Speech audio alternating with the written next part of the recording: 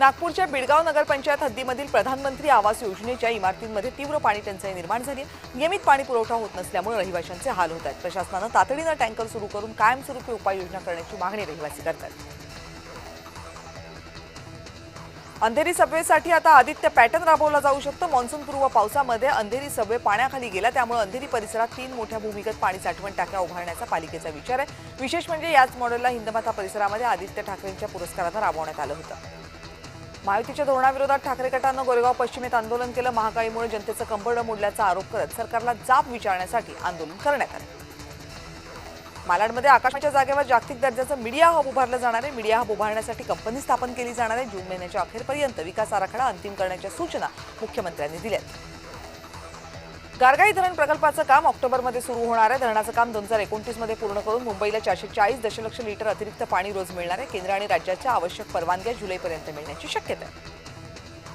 मिठी नदी रुंदीकरण प्रकल्पामध्ये बाधित रहिवाशांना 2 वर्षांनंतर भरपाई मिळालेली नाही। प्रकल्पग्रस्त भरपाई आणि पुनर्वसनासाठी मुंबई उच्च न्यायालयात याचिका दाखल करतात। मात्र मुंबई महापालिकेनं अद्यापपर्यंत प्रतिज्ञापत्र सादर न केल्यामुळे मुंबई महापालिकेला 4 आठवड्यांची मुदत देण्यात आलेली आहे।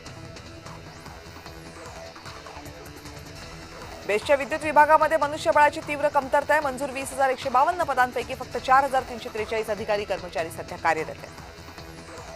कासारवडवलीपर्यंत मेट्रो 4 ला आरडीएसओची मंजुरी मिळाली आहे। 3 महिन्यात मेट्रो धावणार आहे। कॅडबरी जंक्शन ते कासारवडवली दरम्यान मेट्रो सेवा सुरू होणार आहे। ठाणे घोडबंदर परिसरातील प्रवाशांना 10 स्थानकांच्या दरम्यान मेट्रोच्या सेवेचा लाभ घेता येणार आहे। पश्चिम रेल्वेची सरळ सेवा प्रवाशांसाठी दिलासादायक। 2.5 महिन्यांमध्ये 1,723 तक्रारींचं निराकरण करण्यात आलं। डिजिटल तिकीट व्यवहारांमध्ये परताव्यासाठी प्रवाशांना होणारा त्रास कमी करण्यासाठी सेवा सुरू करण्यात आली आहे। फुकट्या प्रवाशांकडून मध्य रेल्वेनं 30 कोटी 13 लाख रुपये वसूल केले। 2 महिन्यात 4.30 लाख प्रवाशांवर कारवाई करण्यात आली। दंडवसुलीत 150% जास्त वाढ झाली। विदर्भातील काही जिल्ह्यात 24 तासात वादळासह तुरळक पावसाचा अंदाज आहे। या काळामध्ये उकाड्याचा त्रास कायम राहण्याची शक्यता हवामान विभागानं वर्तवली। मुंबईमधल्या औशिवरा पोलिसांनी 22 वर्षांपासून फरार असलेल्या आरोपीला अटक करण्यात यश आले। राजेंद्र शिंदे याला विलेपार्ले परिसरातून ताब्यात घेण्यात आले। पीटा ऍक्ट अंतर्गत 2004 मध्ये दाखल झालेल्या गंभीर गुन्ह्यामध्ये तो फरार होता। 11वीच्या पहिल्या फेरीमध्ये मुंबईत 68,000 प्रवेश झाले। सर्वाधिक 79,000 प्रवेश पुणे विभागामध्ये झाले। घाटकोपर येथील डॉक्टर बाबासाहेब आंबेडकरांच्या पुतळ्याचं सुशोभीकरण करण्याचे आदेश देण्यात आले। विधान भवनामध्ये झालेल्या बैठकीत आदेश दिलेत। माता रमाबाई आंबेडकर नगर परिसरामध्ये हा पुतळा आहे। मुंबईतील विक्रोळी परिसरामध्ये रिक्षामध्ये विसरलेले तब्बल 8 तोळे सोन्याचे दागिने पोलिसांनी फक्त काही तासांमध्ये शोधून काढले। संबंधित महिलेला परत केले। पोलिसांच्या तत्पर कामगिरीचं कौतुक केलं जातं।